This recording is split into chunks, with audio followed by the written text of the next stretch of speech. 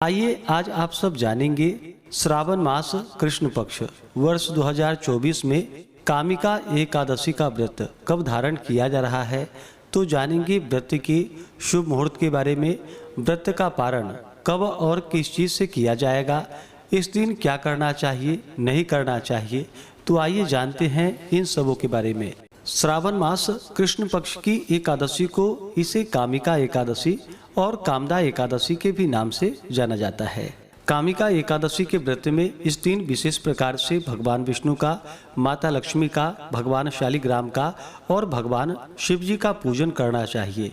कामिका एकादशी व्रत के दौरान जो कि 4 महीनों के लिए भगवान विष्णु योग निद्रा में चले जाते हैं, तो इस दौरान इनका कार्यभार भगवान शिव जी के ऊपर होता है और श्रावण का महीना भगवान शिव को अति प्रिय होता है।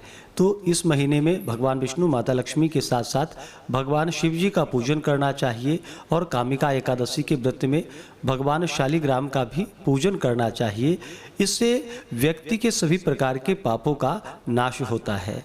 इस व्रत के प्रभाव से व्यक्ति के हर बिगड़े काम बनते हैं। व्रत करने से उपासकों के साथ साथ उनके पितरों के कष्ट भी दूर हो जाते हैं और उपासकों को मोक्ष की प्राप्ति होती है। संसार सागर तथा पापों में फंसे हुए मनुष्यों को इनसे मुक्ति के लिए कामिका एकादशी का व्रत अवश्य ही करना चाहिए। इस एकादशी व्रत को करने से और कथा को सुनने से जो कि वाजपेयी यज्ञ का पुण्य फल प्राप्त होता है। कामिका एकादशी के उपवास में शंख चक्र गदाधारी भगवान विष्णु का पूजन होता है। जो मनुष्य इस एकादशी को धूप दीप नैवेद्य आदि से भगवान विष्णु की पूजा करते हैं, उन्हें गंगा स्नान के फल से भी उत्तम फलों की प्राप्ति होती है। सूर्य ग्रहण और चंद्र ग्रहण में केदार और कुरुक्षेत्र में स्नान करने से जिस पुण्य की प्राप्ति होती है, वह पुण्य कामिका एकादशी के दिन भगवान विष्णु की भक्ति पूर्वक पूजा करने से प्राप्त हो जाता है। आभूषणों से युक्त बछड़ा सहित गौदान करने से जो फल प्राप्त होता है, वह फल कामिका एकादशी के उपवास से प्राप्त हो जाता है। जो उत्तम द्विज श्रावण मास में कृष्ण पक्ष की कामिका एकादशी का व्रत उपवास करते हैं तथा भगवान विष्णु की पूजा करते हैं, उनसे सभी देव, नाग, किन्नर, पितृ आदि की पूजा हो जाती है। इसलिए पाप से डरने वाले व्यक्तियों को विधि विधान सहित इस व्रत को अवश्य ही करना चाहिए। संसार सागर तथा पापों में फंसे हुए मनुष्यों को इनसे मुक्ति के लिए कामिका एकादशी का व्रत करना चाहिए। कामिका एकादशी की रात्रि को जो मनुष्य जागरण करते हैं और दीपदान करते हैं, उनके पुण्य को लिखने में चित्रगुप्त भी असमर्थ होते हैं। तो आइए जानते हैं श्रावण मास कृष्ण पक्ष की कामिका एकादशी व्रत के शुभ मुहूर्त और पारण समय के बारे में। पारण कब और किस चीज से किया जाएगा। श्रावण मास कृष्ण पक्ष की एकादशी तिथि प्रारंभ समय 30 जुलाई 2024 दिन मंगलवार शाम 4:46 और एकादशी तिथि की जो समाप्ति है वह 31 जुलाई 2024 दिन बुधवार दोपहर 3:57 पे एकादशी तिथि की समाप्ति है।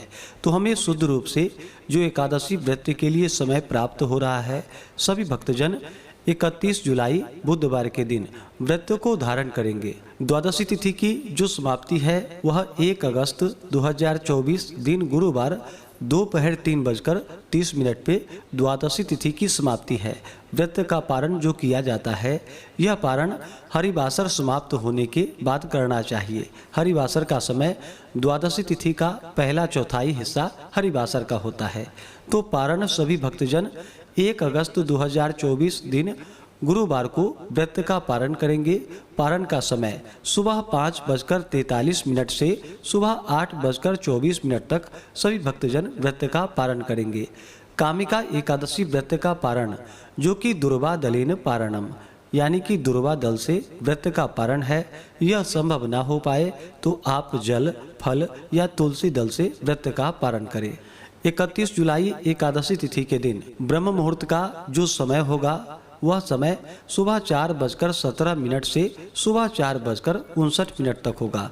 सूर्योदय का समय सुबह 5:24 और सूर्यास्त शाम 6:43। राहु काल का जो समय होगा 31 जुलाई एकादशी तिथि के दिन दोपहर 12:04 से दोपहर 1:44 तक होगा और 1 अगस्त को दोपहर 1:44 से दोपहर 3:23 तक होगा।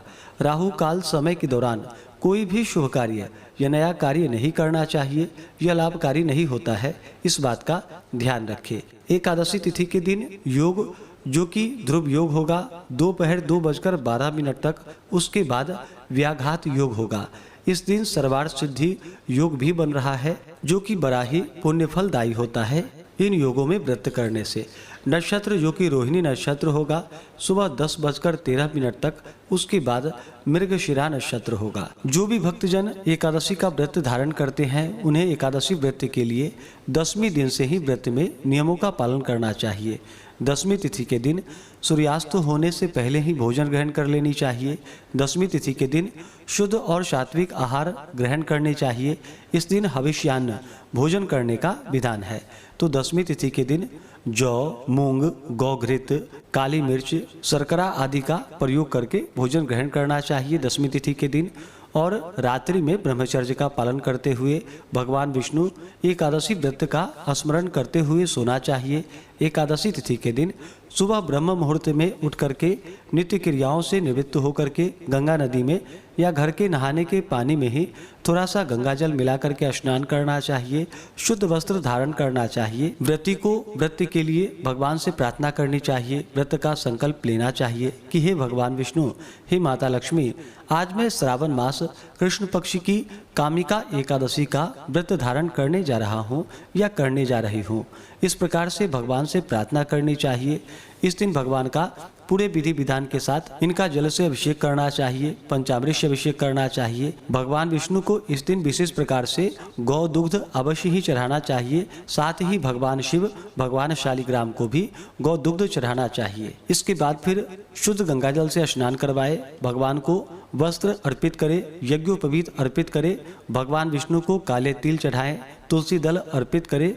भगवान विष्णु को अक्षत नहीं चढ़ाया जाता है, इस बात का ध्यान रखें। भगवान विष्णु को, भगवान शालिग्राम जी को अक्षत ना चढ़ाएं, अक्षत की जगह उन्हें काले तिल अर्पित करें।